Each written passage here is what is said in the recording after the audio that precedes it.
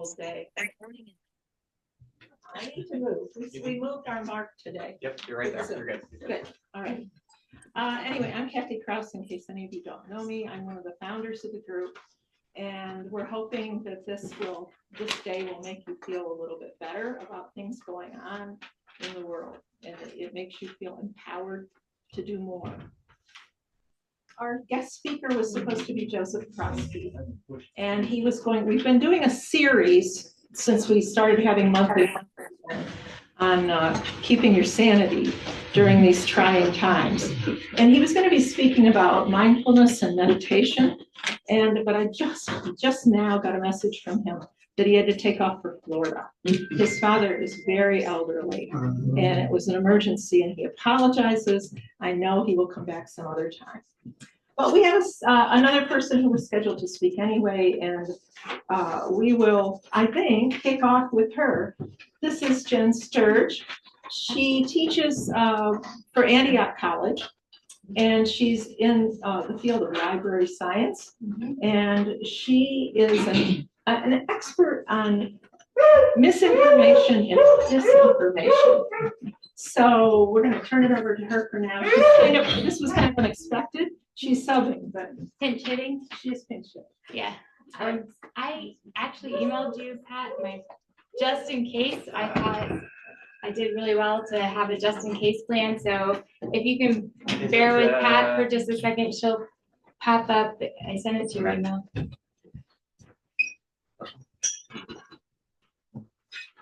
Yep.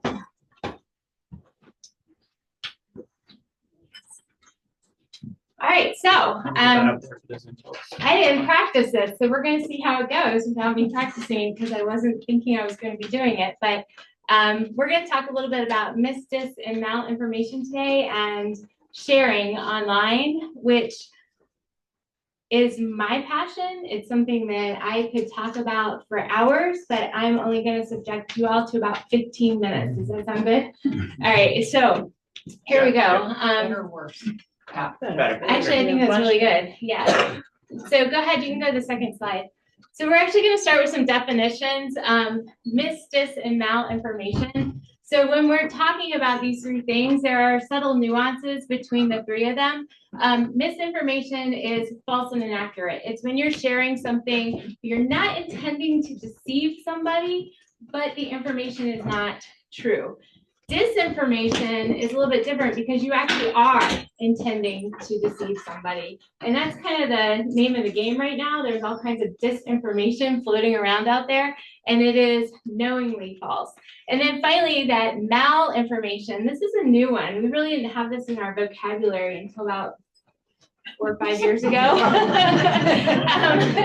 This one is actually information that is intended to harm you or that is intended to manipulate. And I'm betting that all of you can sit here right now and just take a moment and you're like, I think I've seen some of that. So starting with definitions is something that I always feel is really important. Go ahead, Pat. It's a wild world out there. And there's all kinds of things floating around. We have deep fake videos, we have manipulated content, we have propaganda that's floating around out there. It's coming at us fast and furious, and we have clickbait. And my rule of thumb is that if it seems like it is designed to make you angry or to make you have a strong feeling of some sort, it is probably one of these things. And how many of you have been on social media recently and you're scrolling and it's out there and it is designed to do one thing. So always check before you share so that you're not sharing dis, or misinformation. Go ahead, Pat. There's a really great site. It's called the News Literacy Project, and I actually use this in some of the classes that I'm teaching. And they talk a lot about tricks of content. And that's something that I'm going to just share some of those tricks and what they're up to as they're putting this stuff out for us to look at, share, and get angry about. Go ahead. So the first one is false content. And what that is, false context, I should say. That is when you have a real photo or a real video but you are actually presenting it in a way that it is not intended to be presented. So for example, this is a picture of the border in Texas, but the context that it was shared was incorrect. So people were getting all fired up and they were sharing that these people were jumping the fences and doing all these things, right? But it was not the correct context for the picture. But it got thousands upon thousands upon thousands of hits on social media. Go ahead, the next one. Oh. That's a link, I guess. Yeah, I had some links there. You advance without. There you go. All right, the second one is stolen satire. Who pays attention to the Onion? I know, it's not as funny as it used to be now, right? So it's a well-known satire site. However, people are taking those Onion headlines, those Onion memes, and they're sharing them without the context of the satire. And it's just spiraling on social media. So one of the things that is another trick of context that we need to pay attention to is that stolen satire. This one, it came from a satire site, but it was shared as being real over and over and over again on Twitter about Ilhan Omar has been collecting her dead grandmother's $2,308 Social Security check for almost 10 years. No wonder they're so opposed to audit. It actually came from a satire site, but was shared as true. Go ahead. People do believe it though. I mean, it's just out there and people are sharing it and they're believing it. The next one, misrepresentation. This one, it's where you're presenting accurate facts and you've got real visuals, but you've got misleading information. Can anybody pick out where that misleading information is in this one? Yeah. Oh. Hi. Yeah. Is it that it was an airborne virus? And then touching the packages. well, yes, yeah. So yeah, that's one of them. Yeah, touching the packages. There's another bit. This one's kind of subtle. Plexiglass is spelled wrong on one of them. But what's another one? This is the one that was like my aha moment. Haley? I don't think it's for protecting the cashier, the customer from the cashier, Right. vice versa. It's vice versa, right? It's not protecting the customer from the cashier, but it's protecting the cashier from the customer, right? But it's all put together so that you're thinking about it in a different way. And that's where they're trying to lead you, okay? So it's misrepresentation. All right, the next one. This one's selective edits. This one I just kind of thought was funny. This is supposedly a jellyfish that they've discovered in the deep ocean. It's been edited to show what on this jellyfish? Eyeballs, right? So they've taken it and they've edited down the content so that it shows something different than what it actually is. So it's giving you an inaccurate perception. So that's just called a selective edit. Go ahead, Pat. So before you share, pause, figure out how it's making you feel. Do a reverse image search. Like if I were to take that jellyfish and pop it into the Google search, I'm going to find out that that's not a real thing. Stay skeptical, especially if you don't recognize the source or you feel like it's questionable. And then see if it's been covered by a high quality news source. Like check across sources. Am I moving too much? Does anybody in here know how to do an image search on Google? Oh, There's an app you download on your phone called Google Lens. you can Google- also just do it from Google your Lens? browser. Yeah. So you just, if you have a picture, you can drag it right into the Google browser and it will do a reverse image search for you. Like right in that search bar, you just click it, pop it in there. You can also get the Google Lens app if you want to. Go ahead to the next slide. So here's some examples. This one was flying around right around the inauguration. Anybody see this one? The US government altered the flag on websites to reflect the flag of the Confederacy. Oh, I saw that. Did y'all see that one? Yeah, so I was like, what? Why would they do that? Wow, that was fast. And then I thought, wait a minute, I'm supposed to be angry. Let me search that. Go ahead, Pat. So I did what's called a lateral search in the librarian world. We love that. We get so excited about lateral searches. Like we're like, oh, this is fun. So what I did was I went, okay, is this really true? And I just Googled, right? And I looked for news sources to see if I could find that same information somewhere else other than I had seen it. And I couldn't. It was false. What I did find out was they had changed that flag a long time ago because it better fit on mobile sites.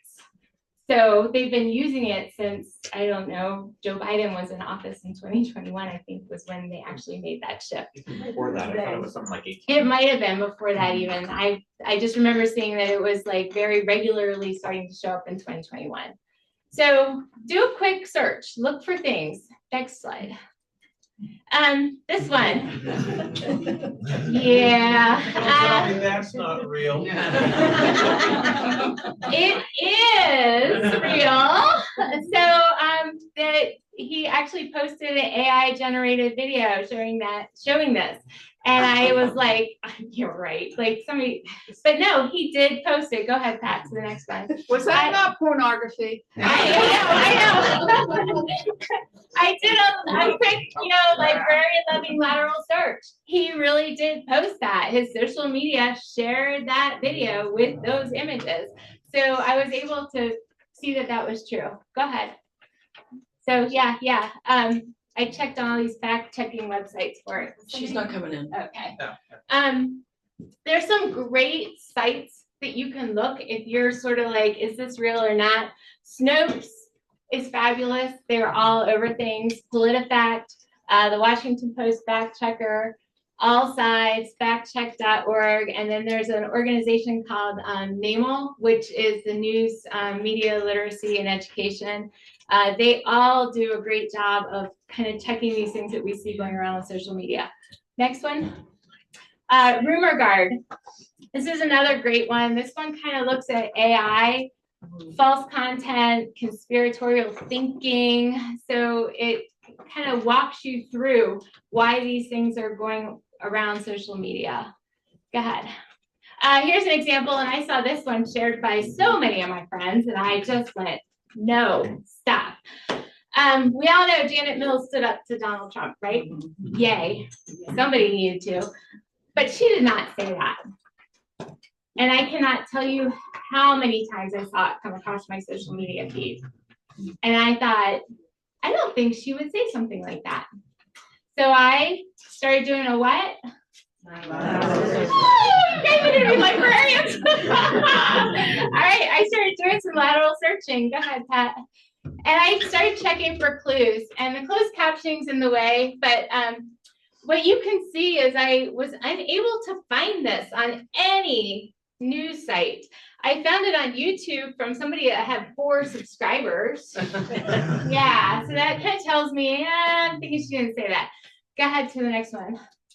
And then I kind of found it shared all over Instagram, everywhere, but I couldn't find any legitimate results for that. So then I actually went to the state of Maine in their website, and I found out what she did say. And so that's just a way to make sure before you're sharing content that you're really checking to make sure you're sharing good content. Go ahead. Clickbait or true, 100% of Pennsylvania's U.S. House Republicans voted for a Trump-backed budget that. What do you think? True. True, right? Almost. Almost, not when, what Not was it? quite true. Not quite true? They Go ahead. voted for a resolution that The targeted resolution. the departments that control Medicaid and SNAP. Right. So this one, it's got that, this is a good one because it's got like a really good bit of truth to it, right? But it wasn't quite the budget yet. It was still that resolution where they have to then come to the Senate and they have to reconcile. But go ahead.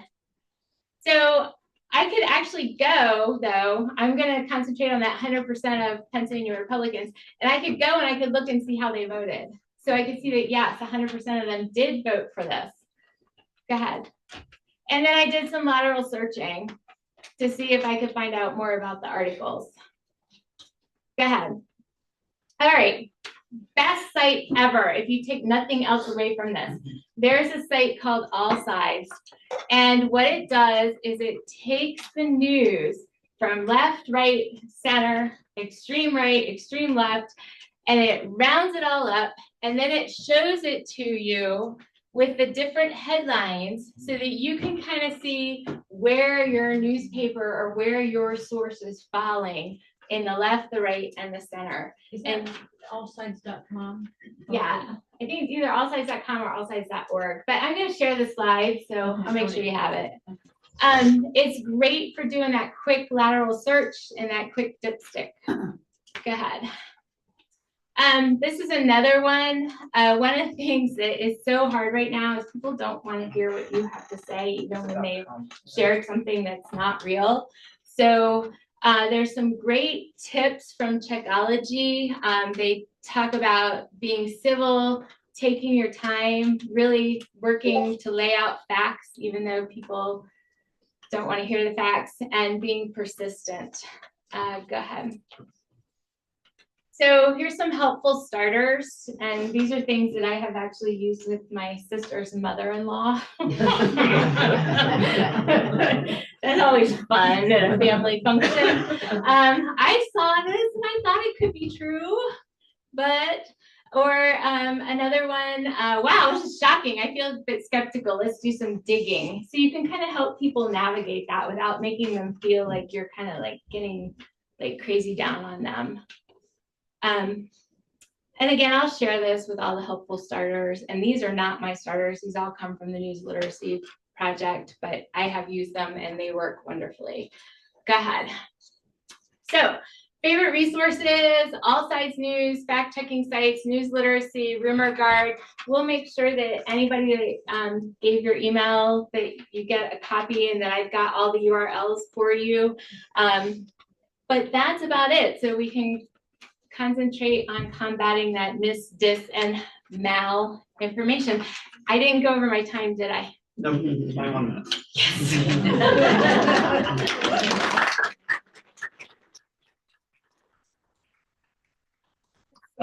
Dr. Krosky was not able to be here. I thought I'd share this little handout that I printed out. It is suggestions about how to deal with authoritarianism. I'm just gonna pass it around. If you want one, take it. If you don't, that's about. I will talk about it for a second here. I'm just gonna read through some of it if I can see it without my glasses. Do you happen to have that file? I don't think I do. There's a person on Substack called D.L. Mayfield, and I was reading her information on the Substack. Not that I did as thorough check as Jen would have done, but I think she's pretty legitimate. Her suggestion after she studied authoritarianism: they never truly expect a long-term resistance movement because they think that people are a collection of trauma triggers who are easily controlled through terror, which is sometimes feels pretty accurate. We've been terrorized and we've felt that terror, and that's their point. If they can't terrorize you 24/7 in your mind, they have lost the war.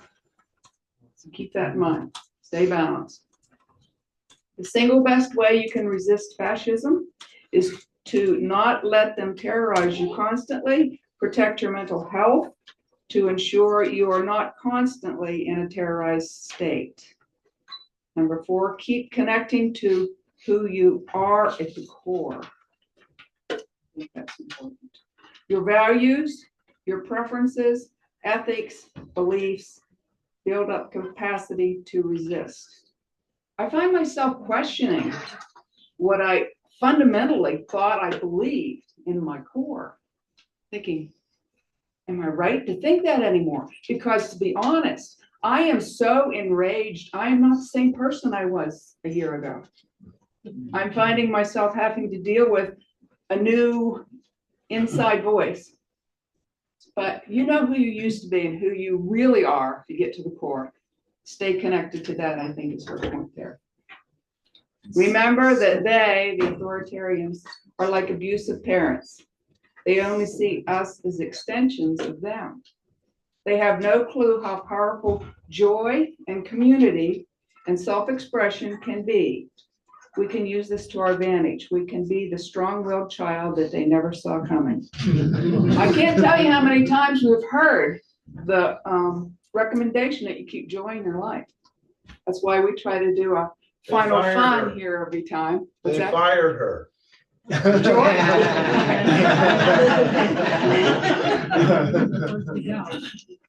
Got it, yeah. Spending time connecting to your true self is not selfish. Sometimes I feel that too, like I should be doing more. It's intricately connected to a resistance movement that is tied to honoring our bodies and our community and to the land. We have to build capacity to resist by being exactly who we are. So that kind of ties in with what Adam told us the last meeting and Wendy told us the first meeting.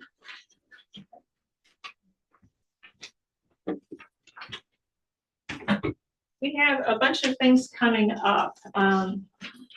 We have pizza here, you see that. And in a couple of minutes, we're going to invite you to come up and get some. We'll be moving in the direction of going out for our march. And I want to tell you that if you don't feel comfortable marching, you don't have to march. You do what you're able to do at any given moment. I really feel like our marches now have become, for a lot of us, just for us to help other people take the first step. Because honestly, when we go out and do these things, not very many people see us. It has some effect on folks. Like one of the last things we did in January was we drove around in our cars all over a lot of communities with placards on the side saying, stop Project 2025. And boy, everything blew up after that about Project 25. There she has one of the signs. So anyway, this is almost like a training thing. We want you to be comfortable, and we'll talk about going with us before we leave. But for now, we want to make you aware, it's always good to have something that you feel comfortable doing. There's a picture of us lined up in our cars, ready to go. And, after all of these things, this discussion about Project 2025, it's a lot more well-known now than it was 2 weeks ago, a lot more than 4 weeks ago. And this was probably 6 weeks ago, I think, that we did this event. And it went through my head. It was a nasty day. It was snowy, wet snow and rain. But we drove down to New Bethlehem. We drove through Brookville. We went all over the place just to, with our lights on and in a row, making a little bit of a spectacle of ourselves. It wasn't a hard thing for us to do. But I've always wondered how many people saw that Project 2025, what are they talking about? And Googled it. And if they did, then when they heard it on the news or heard it somewhere else, it may be really connected with them. So these little things that we do can make a huge difference. One of the things that Joseph was going to talk to you about is taking care of your mental health and finding, like Pam just mentioned, finding joy. And it ended up being here first. We were going to kind of save this to the end, but the Clarion concert is tomorrow at New Rehoboth Presbyterian Church. It's not a church event. It's Pam's band doing Irish and Celtic music. So you're invited to that. It's a free concert. It's at 3:30. Music can be incredibly healing and to distract you from everything else that's going on. So please feel free to come. It's a very nice, peaceful sound that they have, right? Yes. We have ourselves a harp. I'm getting more peaceful than that.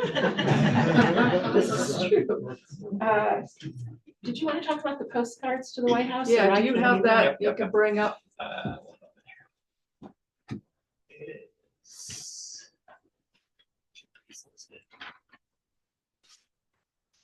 I happened across a site that had a new card project. That's the wrong one, hold on. And this organization, the Card Projects, puts together really well researched topics. One of them was myths and disinformation for 2025. They've been doing this since 2024, but the one for 2025 had misinformation and disinformation. And once Pat gets that brought up, I can share some of Do you the want the others. Facebook one or the first one? There it is. This one or the other one? That one. That's the one we want. So if you go to, I think it's just down to find some of the 2025 cards. There you go. The new one, this is up since I posted this a few days ago. Donald Trump, you work for us. This first one there is for you to send a postcard to him. So you can print that out. That's the whole point of this project. They don't send you the cards. They send you the file so you can print it out on cardstock or paper, whatever you want to print it on, and leave them sitting around anywhere that you think people might be picking them up and interested in the topics. So this first one is for a project to flood the White House with a bunch of cards. March 15th is the Ides of March, so they're calling it the Ides of Trump. So you mail your cards that day and they all arrive, yes.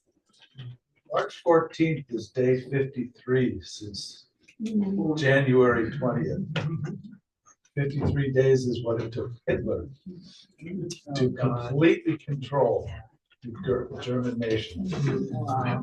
So he's got till then if he doesn't want to be a chump. And does everybody know what happened on the Ides of March and why we say wear the Ides of March? Yeah. Remind us, Amy. A dictator was sad today. Oh my. Just saying. So you can check out this site. We will be sure and post it on the Facebook page. And I intend to send out another email. If you got the last email, I included a link to Timothy Snyder's recent post. If you didn't see that, it's one of the best that I've seen. Him talking, he's the one that wrote on tyranny and on freedom, I think was the other one. He's an excellent source. I'm sorry, I what? said there's some of the other ones you can print. Okay, that's from the card campaign, but what I'm talking about is Timothy Snyder. I'm going to send out another one that Red, Wine, and Blue is another organization, kind of like Indivisible. It's been really active in the last 2 years. And they had him on as a guest. So there was a Zoom link that I'm going to send out if you care to watch that Zoom. It's one of the best that I've seen, where they interview Timothy Snyder and ask him some important questions. Should I talk about the April meeting then, or is there something else? Yeah, you can do that. Why don't we look at the stitch and bitch in case you haven't been here for a while. Some things that will keep you sane in this time is being with other people that have a similar opinion. And it doesn't matter necessarily that you're talking politics that day. It's just nice to know that if something comes to your mind, you can without being afraid that you're going to offend your neighbor. So we started this little group called Stitch and Bitch, and people can they're doing craft projects. The dates are on here and the location. The location's just right up the street. Amy, may I show your stitchery? I just saw you brought that, and it's a perfect chance. She did this for one of our other events, as long as we're talking Stitch and Bitch. Yeah.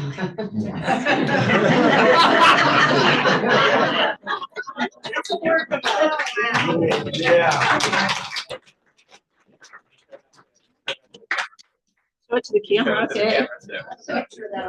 Yep.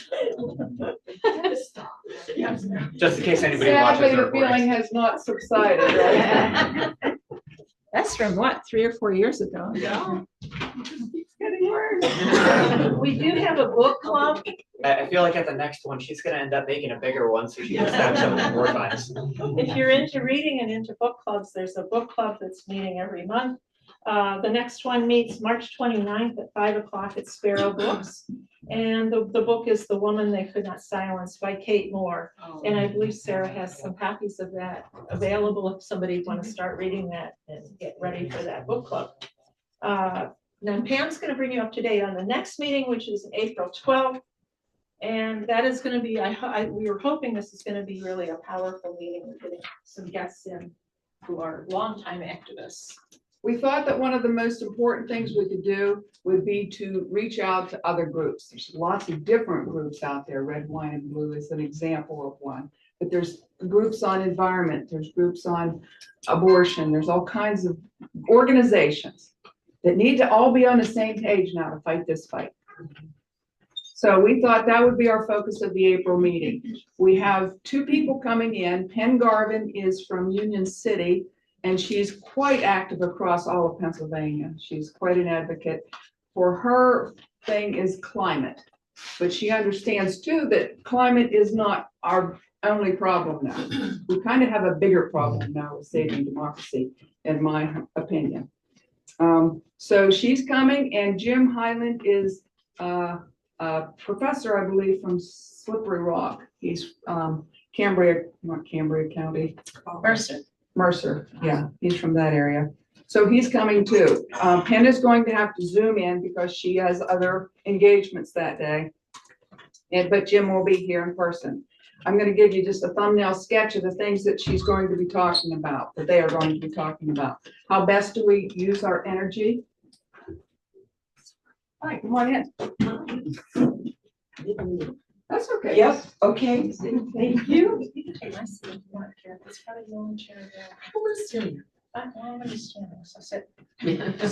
I'll take she's instructions. gonna do the first half, and it's part one is getting organized and having a vision. It's important that you have an idea of where you want to go. She's gonna start out talking about the importance of your emotional state, like we keep hammering here every week, every month.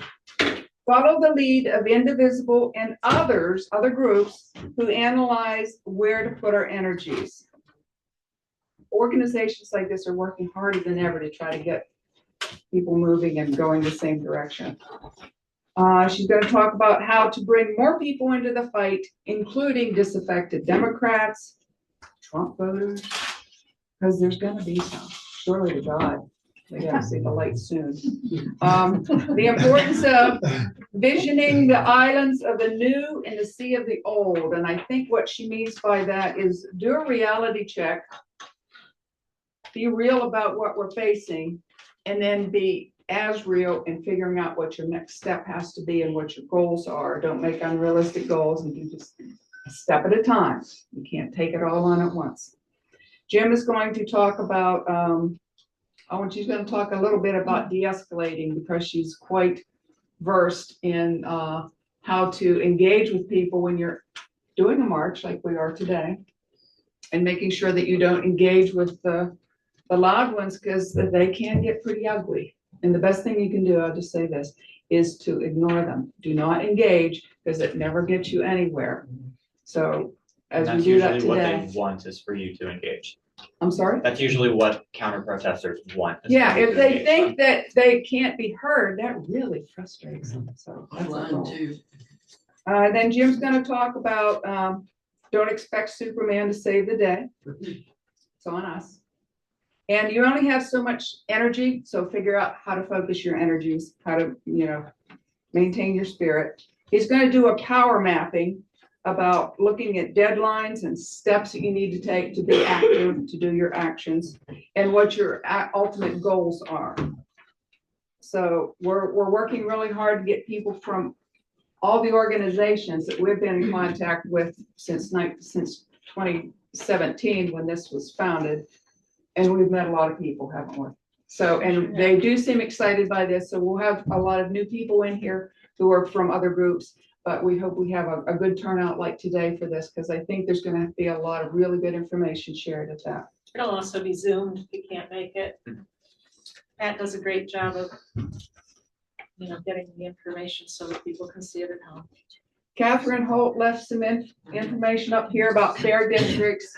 She's been working on that since forever. 2016. And if we had made the difference back in 2016, we wouldn't have these people in our Congress, would we? Might have made a difference. I gotta think it would have. We They're the might- ones we that are might good maybe for not have to. gerrymandering. They're fighting the gerrymandering. So there's literature here on that if you're interested. When you wake up, if you're like me, every morning, you're like, what happened overnight? I don't even know if I want to look because everything happens so darn fast. It just spins. But in our world, that's what we're doing as well, trying to respond. So since we had our steering committee meeting Tuesday, and a lot has happened that some of these folks that come to those meetings don't even know yet. And I want to share a little bit of that. We feel that we really need to, one of the things Indivisible tells us to do is pressure our members of Congress. And we've been doing a lot of that, but we're going to take our aim at G.T. Thompson. Yeah. He's, to me, has gotten off real easy over the last few years. He has an easy district. It's hard. It would be almost impossible for him to lose, but we're going to make it uncomfortable for him. So I was given the name of a woman. It's like a phone call here or a text here, a text there. And all of a sudden it's all coming together because some of us were thinking the same thing and it's all adding up. So it's not on here, but if you want to add it, GT will be on his next recess the week of March 16th to the 20th, not this week coming up, the one after that. So we're going to pick a day that week. We don't have that date, unfortunately. We want to talk to the Oil Region Rising folks, with a couple of them here today. We're going to try to do joint visits to his two offices. There is one in Belmont and there is one in Oil City. He's also taking office hours. He's doing this. He is, will he be there or will it just be? It'll staff? just be his staff, probably. Yeah. I don't know, that maybe that's something the Parkway people could tackle. That would be good the same day. We went last time. And So anyway, we're going to pick a date. Watch our Facebook information. We'll have big announcements about it. And if our group will most likely be going up to Oil City because the woman I talked to today, there's a brand new Indivisible group in State College. Pam and I always wondered why State College didn't have a super active, big Indivisible group, and they didn't. And all of a sudden they have one. And there's a young man who's inexperienced at doing this, but he's going great guns. They're getting 100 people out to a meeting. Of course, that area, if you look how many we have here in this little area, I mean, it's, they have more to do to catch up to us, I think, Plus, they don't have the experience in doing the things that we've done over the years. So anyway, I've been coordinating with them, and what they have done is book the State Theater in State College. The main street it divides the town and the campus. And on the 29th of March, now she did not give me a time yet, but the 29th of March, there will be a town hall there featuring GT, whether he shows up or not. So the two things will tie in. We'll go do the visits to the office and put a lot of pressure on him there to show up, get some press out of that. And we're going to be asking anybody who can't go that day, call. Let's ring the phones off the hook from 12 to 1 on whatever day that is or whatever time for an hour. Just have it be just bombarded. I think it scares them when they know that we're talking to each other so much. And so, we're weaving our work around one another. I think it's a good message to send that we're organized. So be watching for those two things. We can set up carpools if anybody wants to go to State College. And I will tell you that Zach Wolmer, who ran against GT, is going to be speaking at that meeting. And there will be a chair there for GT. We may have something there as a good substitute for him. I won't say There's what. an example on the table over there. Because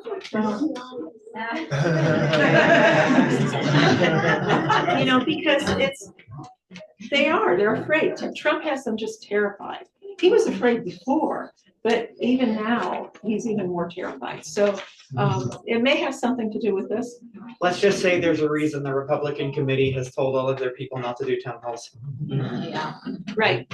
So that's what's coming up. That's what we're planning. Please get involved at the level you feel you're comfortable with. Today, when we go March, if you did not bring a sign, it's not necessary. We have signs for you. Kaylee, have you heard anything yet about your CNN interview? I think it'll be a couple weeks yet. Stand up and tell the people a little bit about that, and then Kathy can tell us. I got a call from CNN randomly like a week and a half ago. Sorry, I'm not, well, This is Kaylee McLaughlin too. We just have to I'm not introduce her. contagious. She stepped up when the Roe decision came down and tried to organize a bunch of women around that issue. So we're working a lot together. Anyway, she's been a wonderful resource for us to have, and she's a go-getter. So yes, she did a big interview with CNN the other day. Yeah, they called, Michelle's. yeah, they called me up out of nowhere and asked me to do an interview, and the topic was on Democratic voters in Pennsylvania being frustrated with John Fetterman. So it was a good interview. And then the producer Brockway interviewed another bunch of women. Yeah, they interviewed Bobby Joe from Mayday as well. When they were leaving, the producer came over to the rest of us who were sitting at a table and said, she's a natural. So it's gonna be good. Yeah, we'll post it when we get the link. Unfortunately, it was before I saw him coming out and saying that there is nothing that'll make him freeze the government when it comes to budgeting, even though like the things that are going to be frozen are the things that are going to be cut. So that made me mad. I really wish that had done before I done that interview. I was a little too nice, I think. Thank you. I wasn't. But that was a cool thing to see CNN come in.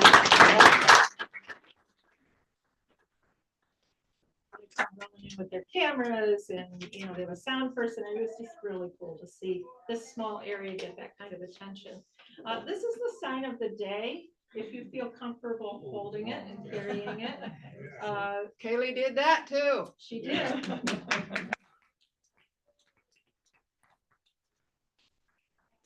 Other side is white. And what we plan on doing is real quick, take a break here. Some of you can get pizza. If there's too many people in line for pizza, if you want to write on the back of your sign, put your own message. What is it that moves you to be here today? What are you upset about? And we have great big fat markers over here. Please take them to wherever you can find a space and personalize them if you want. We're going to try to stop off here at 1, so we've got to move. And I want them to see Amy's sign now. You have to, she's our creative one, the one with all the stitching.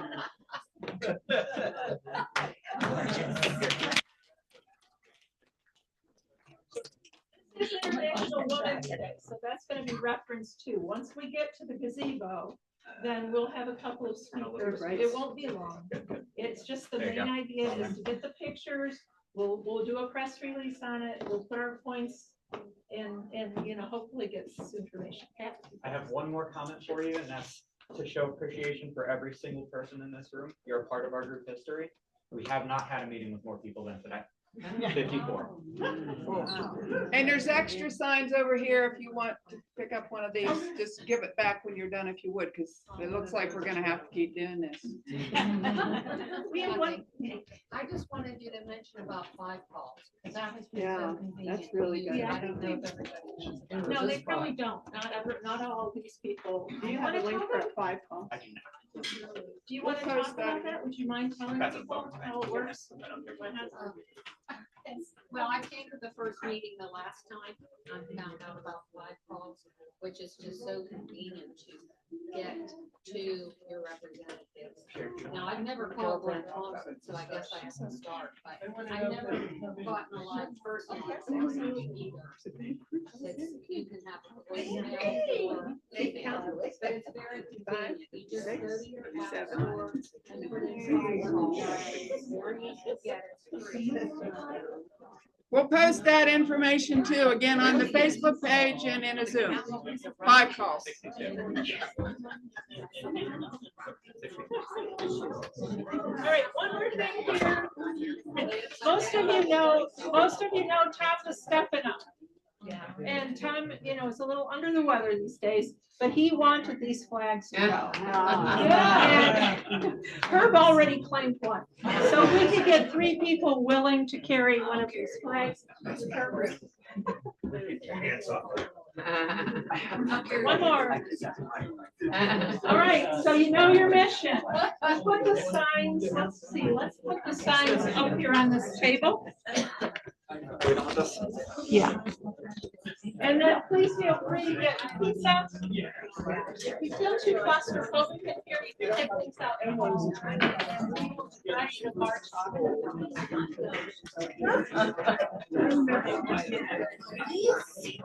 Yeah.